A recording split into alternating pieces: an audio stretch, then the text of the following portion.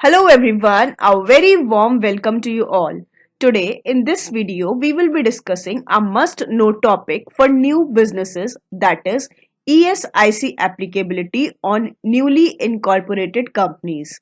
So if you have just started your business, stick around to learn what you need to ensure a smooth start for your company. So first of all, what is ESI and ESIC? ESI stands for Employee State Insurance, managed by the Employee State Insurance Corporation. ESI scheme was started for Indian workers. The workers are provided with huge variety of medical, monetary and other benefits under the ESI Act from the contributions made by both the employer and employee towards the ESI scheme. Now, what is the applicability of ESIC? ESI scheme is applicable to all the factories, all the establishment and all the companies as defined in the Act.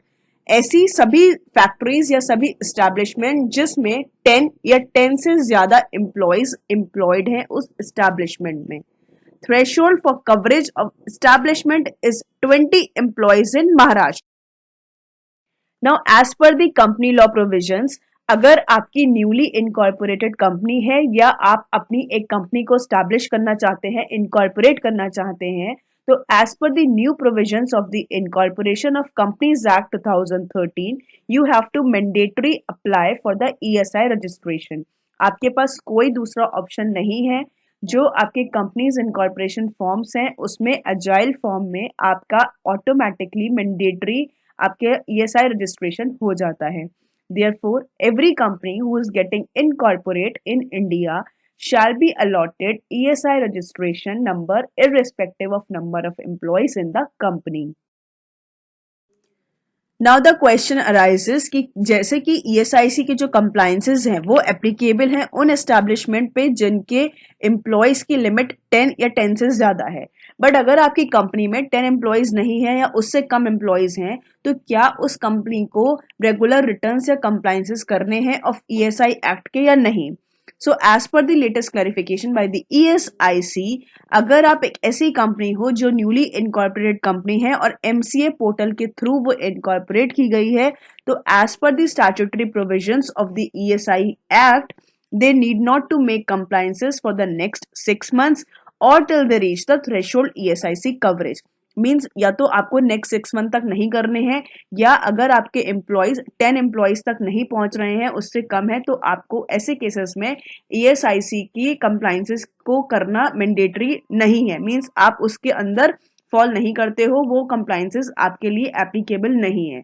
But क्योंकि आपका ESI में registration हो रखा है तो आपको उसके लिए क्या करना होगा, आपको अपनी कंपनी के लिए डॉर्मेंट स्टेटस के लिए अप्लाई करना होगा. नाउ द डॉर्मेंट स्टेटस, अगर आपकी कंपनी थ्रेशोल्ड लिमिट यानी कि 10 एम्प्लॉय से कम एम्प्लॉयज हैं आपकी कंपनी में, जब से इनकॉर्पोरेट हुई है तब से विद इन 6 मंथ तक, तो आप अपनी कंपनी के लिए डॉर्मेंट स्टेटस अप्लाई कर सकते हैं लॉग इन करके ऑन द ESIC वेबसाइट पे.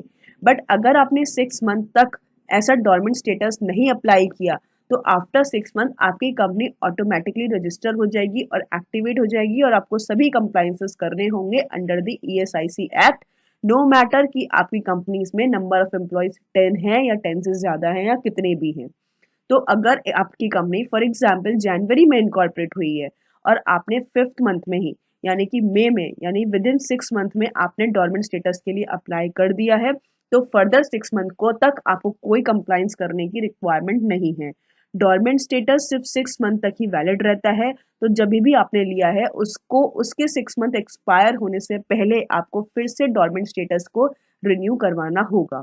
और अगर आपने 6 मंथ तक डॉर्मेंट स्टेटस नहीं अप्लाई किया और उसके बाद आपके पास ऐसा कोई भी प्रोविजन नहीं है, तो फिर आपकी कंपनी ऑटोमेटिकली जब एक्टिवेट हो जाएगी फिर आपको सारे ही कंप्लायंसेस ESIC के करने होंगे. Thank you so much. I hope it is clear that it is mandatory for every company incorporated by Agile Pro to comply with the compliances of ESIC Act until and unless company has applied for dormant status of the same every 6 months. Stay connected for further videos.